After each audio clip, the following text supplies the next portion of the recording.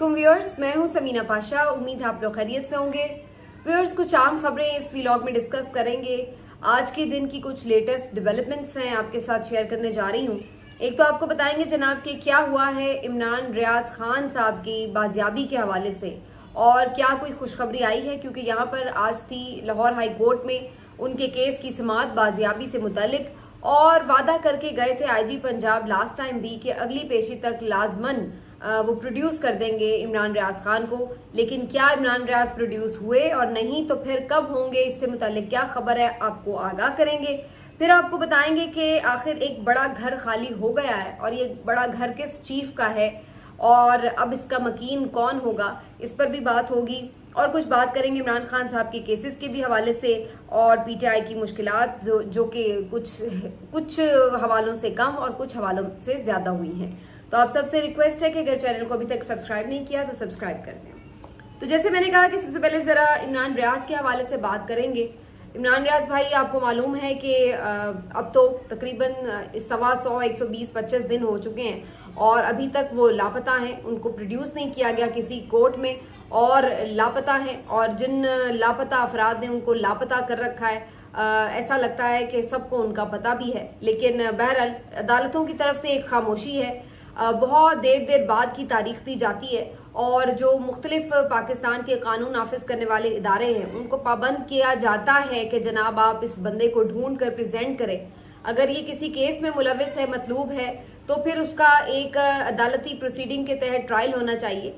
लेकिन अगर ऐसा नहीं है तो वो कहाँ है, उसको लाजमी प्रोड्यूस करना उसका बुनियादी आईनी हक है। अभी तक भी इस केस में कोई पेशरफ नहीं हुई। लास्ट टाइम आईजी पंजाब ने ये वादा किया था कि अगली दफा तक वो कुछ ना कुछ पेशरफ दिखाएंगे, लेकिन आज भी वो खाली हाथ ही आए हैं। अलबत्ता जो इमरान रियाज भाई के वकील हैं मियां अशफाक, उनकी तरफ से एक प्रेस टॉक में मीडिया को ये बताया गया है कि अब काफी करीब हैं वो इमरान रियाज की रिहाई के, और उनका ये कहना है कि आईजी पंजाब दुरुस्त सिमत में जा रहे हैं। ये बड़ा इंपॉर्टेंट है कि बहुत सारे लोग इस वक्त मियां अशफाक पर भी तनकीद कर रहे हैं और आईजी पंजाब पर भी तनकीद कर रहे हैं कि वो सिर्फ ढकोसले ही दे रहे हैं, जानबूझकर वो इस केस में कोई पेशरफ नहीं कर रहे हैं। लेकिन उनके जो वकील हैं इमरान रियाज के, वो मुतमईन नजर आते हैं। वो कह रहे हैं कि वो बिल्कुल करीब है, और अब तो ये तक कह दिया गया है कि किसी भी लम्हे उनकी रिहाई मुमकिन हो सकती है।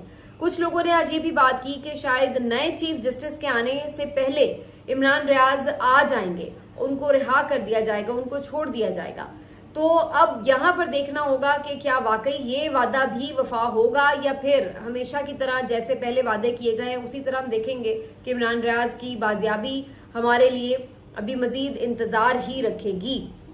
एक बहुत इंपॉर्टेंट मामला जिस पर उनकी फैमिली परेशान है, एक कर्ब का शिकार है, अजियत का शिकार है, और ना सिर्फ उनकी फैमिली बल्कि उनके दोस्त अहबाब और फिर पाकिस्तान में उनके लाखों फॉलोअर्स जो उनकी राह देख रहे हैं, और वो तमाम लोग जो उनको नापसंद भी इवन करते हों, मेरा ख्याल है वो भी इस बात पर मुत्तफिक हैं कि इमरान रियाज को प्रोड्यूस जरूर करना चाहिए, सामने लाना चाहिए, और फिर उसके बाद अगर किसी का कोई कसूर है तो उसके मुताबिक उसको डील किया जाना चाहिए। और कसूर तो उस शख्स का यही है कि वो सच बोल रहा था, वो ऐसी बातें बोल रहा था जो कि ताकतवरों को पसंद नहीं थी, वो उनके मिजाज के खिलाफ बोल रहा था, और इसीलिए उनको बार बार एजा दिया गया है, उनको तकलीफ पहुंचाई गई है। तो हम सब दुआ गो हैं कि अल्लाह करे कि इस दफा ये वादा वफा हो जाए और इमरान रियाज को छोड़ दिया जाए और वो बाहिफाजत घर वापस आ जाए।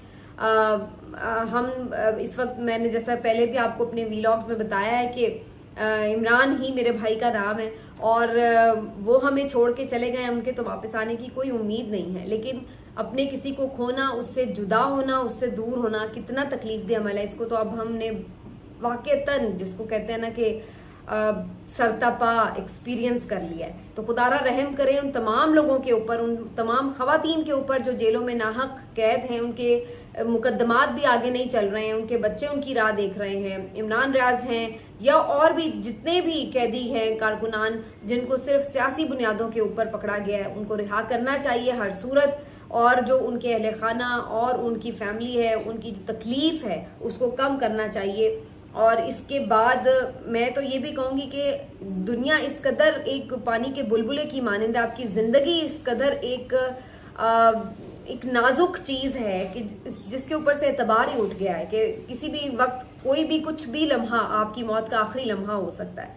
और जो ये लोग जालिम है, मैं हैरान होती हूँ कि ये कैसे इतना जुल्म कर लेते हैं। मतलब आपको अपने अगले लम्हे का पता नहीं है और आप वहां जाकर इस जुल्म का क्या हिसाब देंगे। ये एक अजीब सी बात है कि लोग इतनी नापायदार जिंदगी की हकीकत जानकर भी किस तरह दूसरे के ऊपर जुल्म कर सकते हैं या किसी के साथ नाइंसाफी कर सकते हैं, उसके साथ ज्यादती कर सकते हैं। ये तो अल्लाह ही बेहतर जानता है कि क्या अल्लाह ने उनके दिलों पर मोहरें लगा रखी हैं। लेकिन हम दुआ गो हैं तमाम लोगों के लिए जिनके ऊपर ये मुश्किलें हैं, अल्लाह ताला उनकी लिए आसानी पैदा करे। और ये मुश्किलें दूर करने का काम तो चीफ जस्टिस साहब का भी था, लेकिन चीफ जस्टिस साहब बहुत कमज़ोर चीफ जस्टिस निकले और बहुत ज़्यादा कुछ वो नहीं कर सके उस सिसकती बिलकती आवाम के लिए जो उनकी तरफ देख रही थी कि उन्हें इंसाफ मिले। और वो तमाम साइल जो उनके दर पर थे वो रोते चले गए और वो उनको इंसाफ नहीं दे सके।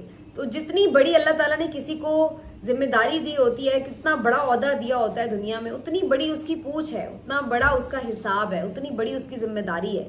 लेकिन हमारे यहाँ बड़े ओहदों पर बैठे लोग क्यों इस बात से गाफिल हैं, ये बात मेरी समझ से बाहर है। चीफ जस्टिस साहब इतने बड़े ओहदे पर रहे, उनके दौर में लोग कत्ल हुए।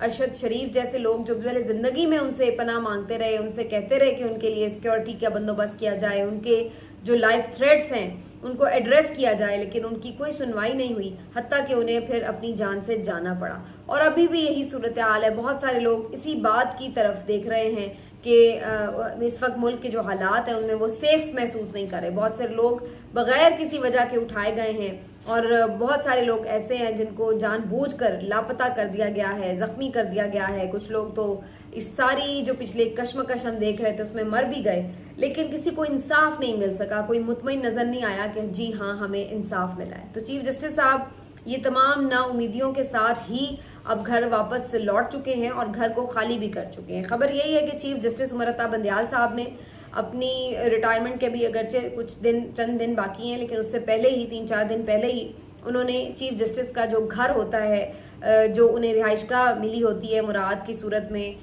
उनके पैकेज का हिस्सा होती है, वो खाली कर दिया है घर। और नए जो चीफ जस्टिस हैं काजी फाइज ईसा साहब, उनके लिए रास्ता खोल दिया है। तो बहरहाल जी चीफ जस्टिस साहब तो रवाना हो रहे हैं और अब वो अपनी तमाम तर यादों के साथ चले जाएंगे, लेकिन ये यादें बड़ी तल्ख हैं, ख़ास तौर पर पाकिस्तानी अवाम के लिए कि जो इंसाफ की राह तकते रहे और लगता है कि बहुत ज़्यादा इंसाफ का कत्ल हुआ इस दौर में। अगरचे उन्होंने 2-4 फैसले ऐसे किए हैं कि जिसके ऊपर आप कह सकते हैं कि आइन पर अपनी फैसले थे या उन्होंने उस पर दबाव बर्दाश्त भी किया, लेकिन उन्हें उसका भी कोई फैसला खातिर खा फायदा भी नहीं हो सका, क्योंकि उस पर भी वो इवन अमल दरामद नहीं करा सके। लेकिन बहरहाल जी चीफ जस्टिस साहब अलविदा ही कह सकते हैं आपको हम। तनकीद का सिलसिला उन पर अभी तक जारी है, उस पर मैं अपनी राय दे चुकी हूँ, आप वो भी ब्लॉग देख सकते हैं। अब मैं आ जाती हूँ इस बात पर कि इमरान खान साहब के केसेस का मामला क्या है। खान साहब के केसेस के हवाले से बड़ी इंटरेस्टिंग बात है कि उनके वकला ने इस बात को चैलेंज कर रखा था कि उनका ट्रायल जेल में क्यों हो रहा है, क्योंकि जो जेल में होने वाला ट्रायल है वो किसी तौर भी इंसाफ के तकाजे पूरे नहीं करता, वो एक ओपन ट्रायल नहीं होता और किसी मीडिया के बंदे को वहां तक रसाई नहीं है और कुछ बहुत महदूद सी तादाद में वकला वहां पर होते हैं और वहां पर जो प्रोसीडिंग होती है उसको इन कैमरा रखा जाता है। तो ये सारा मामला इंसाफ को एक तरह से दबाने की मुतरादिफ दिखाई देता है कि जहां पर आपको पता ही नहीं चल रहा कि अंदर क्या बात हो रही है, क्या दलाइल हो रहे हैं, क्या शवाहिद पेश किए जा रहे हैं। साइफर केस में वैसे भी ये कोई खास जान है नहीं, लेकिन अब उसमें पूरी कोशिश की जाएगी कि एक स्पीडी ट्रायल के जरिए उसे किसी अंजाम तक ले जाया जाए, क्योंकि तोशा खाना की जो सजा है वो ऑलरेडी मुअत्तल हो चुकी है। तो उसके बाद अब इमरान खान साहब को मजीद जेल में रखने के लिए, जो कि एज पर प्लान है कि उन्हें जेल में रखना है, इसीलिए इवन उनका ट्रायल तक जेल में हो रहा है, क्योंकि उन्हें जेल से बाहर नहीं निकालना। इमरान खान की तस्वीर से, उसके बाहर निकलने से वो इतने खौफजदा हैं कि जैसे पता नहीं क्या हो जाएगा अगर लोग उसको बाहर जेल से देख लेंगे। तो बहरहाल जनाब वो एक आप उसे यानी आप कह सकते हैं कि हकीकत पर आप पर्दा डाल लें, जितना मर्जी उसको ढांप लें, रोशनी को आप जितना मर्जी छुपा लें, कहीं ना कहीं से वो निकल आती है। तो आप ये अभी वक्ती तौर पर अरेंजमेंट्स कर सकते हैं, लेकिन हाउ लॉन्ग ये देखना होगा। इमरान खान साहब का जेल में ही ट्रायल हुआ, इस बात को चैलेंज किया उनके वकीलों ने। इसके ऊपर इंटरेस्टिंगली इस्लामाबाद के ही चीफ जस्टिस आमिर फारूक साहब ने सुनवाई भी कर ली, समाअत करके फैसला महफूज भी कर लिया है, लेकिन 2 समातें जेल में हो चुकी हैं। इसके बावजूद भी अभी तक भी वो फैसला जो कि महफूज किया गया था वो सुनाया नहीं गया। अब ये भी इंसाफ के कत्ल के मुतरादिफ है कि यानी अगर ये फैसला आज वो देते हैं कि जनाब इमरान खान का जेल ट्रायल नहीं होना, तो आप देखिए कि जो आज जेल ट्रायल है वो तो फिर उस वक्त तक तो उनके साथ नाइंसाफी हो गई। लेकिन यहाँ पर यही सूरत हाल है कि फैसले संभाल के रख लिए हैं उन्होंने अलमारियों में, न जाने किसके लिए, फैसले सुनाने के लिए होते हैं, उन्हें सुना दीजिए। वो अच्छे हैं या बुरे हैं, आगे उनको चैलेंज करना है या उन्हें एक्सेप्ट करना है, जो भी किसी ने करना है वो उसका कानूनी हक है। कम से कम आप फैसला सुना दीजिए। लेकिन जानबूझकर इल्तवा का शिकार किया जाता है ताकि ना ही आगे वो मामला चैलेंज हो सके, ना ही आगे कोई रिलीफ की तरफ बढ़ा जा सके। तो अब ये एक बहुत ऑब्वियस सी गेम है, इतनी ओपन गेम है, इतनी ओपन गेम है कि एक बच्चा भी इस गेम को समझ सकता है कि किस तरह से उंगलियों पर नचाया जा रहा है इदारों को, इदारों के अंदर बैठे हुए बोनों को, और किस तरीके से इन लोगों को इस्तेमाल किया जा रहा है सियासी मुखालिफिन को कुचलने के लिए। और अब ये सूरत हाल है कि इमरान खान साहब का फर्दर जुडिशल रिमांड दे दिया गया है 26 सितंबर तक, और अगरचे कोई उसके अंदर हमें सॉलिड बात नजर नहीं आ रही कि मजीद जिस्मानी रिमांड किस लिए दिया गया, आखिर पता तो चले कौन सी तफ्तीश आकर वहां पर हो रही है, कौन आके वहां पर उनसे जो है वो चीजें बाहर कहीं ट्रायल में ढूंढ रहा है, क्या आखिर उनको जेल में रख के मजीद जुडिशल रिमांड लेके आखिर तलाश क्या कर रहे हैं, ये कुछ समझ नहीं लग रही बात। इन्वेस्टिगेशन किस बात की होनी है ये कोई बात समझ नहीं लग रही, कौन कर रहा है इन्वेस्टिगेशन की कोई बात समझ नहीं लग रही, लेकिन बिला वजह उनको अंदर जेल में बंद कर रखा है। तो मजीद उनकी जनाब 26 सितंबर तक तौसी कर दी है जुडिशल रिमांड में, और जो ये वाला मामला है कि जी कब वो बाहर निकल सकेंगे और फिर उनका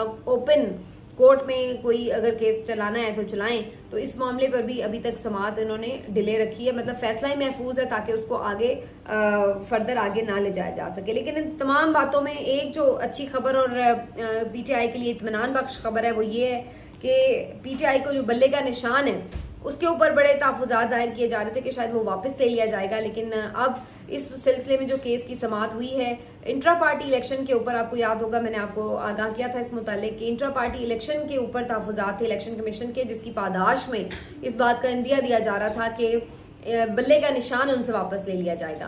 तो अब इस मामले पर जो उनके वकील हैं उन्होंने सेटिस्फाई कर दिया इलेक्शन कमीशन को, और जो इंटर पार्टी इलेक्शन से मुतालिक उनकी पूरी डिटेल्स थी उसको एक्सेप्ट कर लिया इलेक्शन कमीशन ने।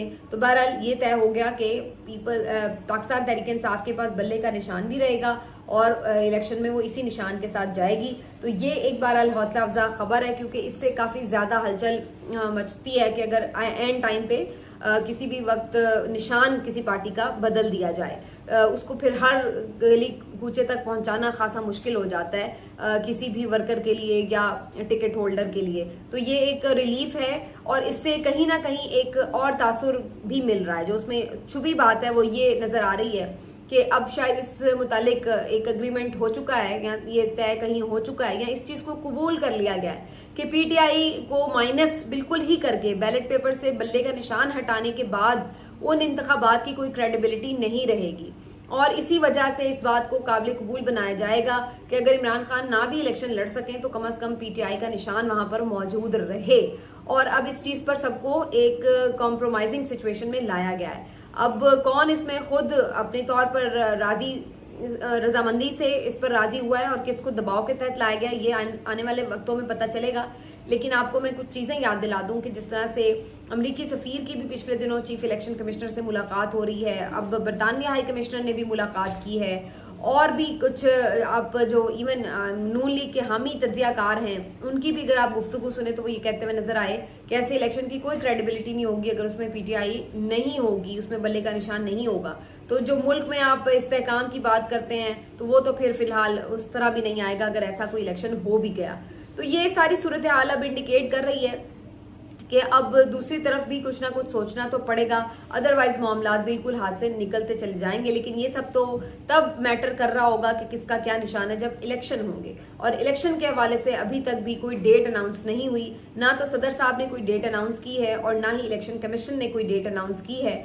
और अभी तक वो जो एक कांटा पड़ा हुआ था वो स्टिल पड़ा हुआ है। अभी नहीं हम देख रहे कि कोई इस सिलसिले में पेशरफ हुई है। 1 महीने से जायद हो चुका है असम्बलियां तहलील हुए, लेकिन अभी तक इस मुतालिक कोई खबर भी सामने नहीं आ रही कि इलेक्शन कमीशन क्या सोच रहा है, कब तक वो इंतखाबात करवाना जा रहा है या करवाना चाहता है। बाकी भी पार्टीज की जो एक स्ट्रांग वॉइस थी कि जी हमें बिल्कुल राइटली चाहिए इंतखाबात, वो भी अब थोड़ी सी कमजोर पड़ती नजर आ रही हैं। पीपल्स पार्टी भी थोड़ा अब हमें पीछे कमजोर सी आवाज निकालती नजर आ रही है। तो ये हमें नजर आ रहा है बजाहिर के इलेक्शन का जो मामला है वो अभी तक कोई उसका माहौल नजर नहीं आ रहा। मिलते हैं अगले वीलॉग में, अपना ख्याल रखिए, अल्लाह हाफिज।